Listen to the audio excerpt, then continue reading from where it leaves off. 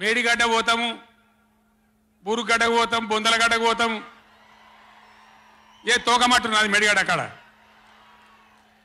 మీ బండారం బిడ్డ ఈ స్టేజ్ మీద కూర్చున్న నాయకులు మేము అవుతున్నాము.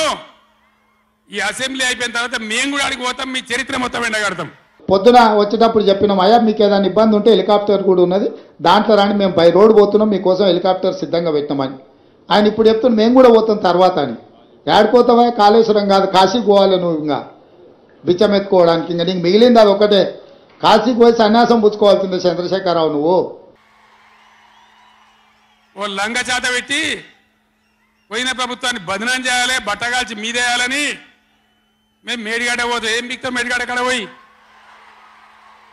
ఎందుకు పోతున్నావు మేడిగడ్డకు? దమ్ముంటే నీళ్ళు ఎత్తిపోయి, నీళ్ళున్నాయి, కాపర్ డ్యామ్ పెట్టి కూడా నీళ్ళు ఎత్తిపోయచ్చు. రైతుల ఈ కేసీఆర్ని బదనాం చేయాలని ఒక దుష్టబుద్ధి పెట్టుకొని రైతుల పొలాలన్నీ కొడతారా? ఇలా బంధు పెట్టిన మైబాద్కు నీళ్ళు వస్తలేవు, డోర్నగర్కు నీళ్ళు వస్తలేవు, సూర్యాపేటకు తుంగతుర్తికి మునిపొచ్చిన నీళ్ళు వస్తలేవు, తగ్గిపోతున్నాయి. ఇదా మీ రాజకీయం? మీ చిల్లర రాజకీయం. మేడిగడ్డ కాడ ఉంటే అందులో 250 పిల్లలు ఉంటాయి, 250, 300 ఉంటాయి. కాళేశ్వరం ప్రాజెక్ట్ అంటే ఒక ఆట బొమ్మ కాదు. 3 బ్యారేజీలు ఉంటాయి గోదావరి మీద, 200 కిలోమీటర్ల టన్నెల్స్ ఉంటాయి, 1500 కిలోమీటర్ల కాలువ ఉంటుంది, ఒక 19 సబ్స్టేషన్లు ఉంటాయి, ఒక 20 రిజర్వాయర్లు ఉంటాయి. ఇదంతా కాళేశ్వరం ప్రాజెక్ట్ కాదట. ఒక 2-3 పిల్లర్లు కుంగిపోయినాయి. ఎన్నిసార్లు కుంగిపోలే? నాగార్జున సార్లు కుంగిపోలేదా? కడెం ప్రాజెక్టు గేట్లు కొట్టుకపోలేదా? మొన్నటిదాకా మూసీ ప్రాజెక్టు గేట్లు చక్కగా ఉండేదా? కొట్టుకపోలేదా? ఏదైనా పోతే సదరాలు దాన్ని మంచిగా చేయాలి, తొందరగా మంచిగా చేసి రైతులకు నీళ్ళు ఇవ్వాలి. కానీ మేము మేడిగడ్డకు పోతాం, బొందలగడ్డకు పోతాం, ఇదా రాజకీయమా? ఇది తెలివి అనిపించుకుంటుందా? ఇవి కాదు కావాల్సింది, రాష్ట్రానికి ప్రజలకు కావాల్సింది. ఓ లోడొచ్చు, వాళ్ళు గెలవచ్చు, ఎవరికి శాశ్వతం కాదు. మళ్ళా డబల్ స్పీడ్తో మేము అధికారంలోకి వస్తాం.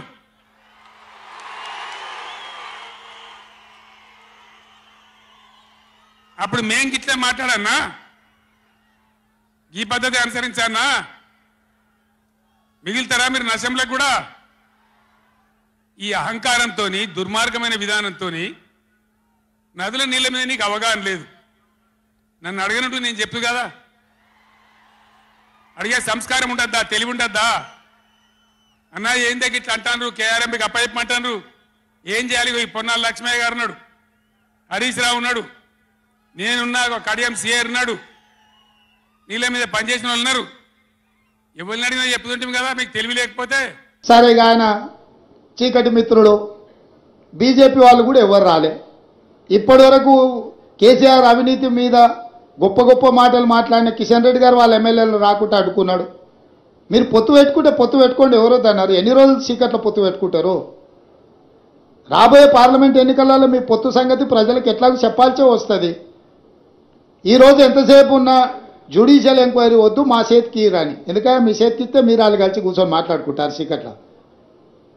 బీజేపీ వాళ్ళు వస్తారని మేము ఆశించినాం. ఎందుకంటే ఇంతకాలం కేసీఆర్ అవినీతి మీద సిబిఐ కేసులు అప్పచెప్పారు, కేసీఆర్ అవినీతిని తేల్చాలి అని అన్నారు. మరి కేసీఆర్ అవినీతిని తేల్చే అవకాశం వస్తే బీజేపీ ఎమ్మెల్యేలు ఎందుకు రాలేదు? సిపిఐ వచ్చింది, ఎంఐఎం వచ్చింది, బీజేపీ వాళ్ళు ఎందుకు రాలే? ఇవాళ రానోళ్ళు ఇద్దరే, బీఆర్ఎస్, బీజేపీ. మీ ఇద్దరు వైఖరి ఒకటేనా? మీరిద్దరు ఒకే రకంగా ఆలోచన చేస్తురా? మీరిద్దరు కలిసే ఈ విషయంలో ఒకే రకమైన విధానంతో ఉన్నారా? ఈరోజు బీజేపీ ఇది ప్రభుత్వ అధికారిక కార్యక్రమం, శాసనసభలో స్పీకర్ అనుమతితో ఏర్పాటు చేసిన కార్యక్రమం. ఇది కాంగ్రెస్ పార్టీ కార్యక్రమం కాదు. మాతో భిన్నాభిప్రాయాలు ఉండేవాళ్ళు కూడా ఇక్కడికి రావచ్చు. మా అభిప్రాయాలతో ఏకీభవించే వాళ్ళనే పిలవలే మేము. మా అభిప్రాయాలతో విభేదించే వాళ్ళని కూడా వాస్తవాలను చూడడానికి ఈరోజు ఇక్కడికి ఆహ్వానించినాము. కాబట్టి ఇప్పటికైనా బీజేపీ తమ వైఖరిని స్పష్టం చేయాలి. మీరు చంద్రశేఖరరావు గారి అవినీతిని కాపాడడానికి ఏమైనా ప్రయత్నం చేస్తారా? లేకపోతే చంద్రశేఖరరావును శాసనసభలో నిలదీసి జరిగిన అవినీతి మీద చర్యలు తీసుకోవడానికి రాష్ట్ర ప్రభుత్వానికి సహకరిస్తారా? మీ వైఖరి కూడా స్పష్టంగా చెప్పాల్సిందిగా బీజేపీని మేము డిమాండ్ చేస్తున్నాం.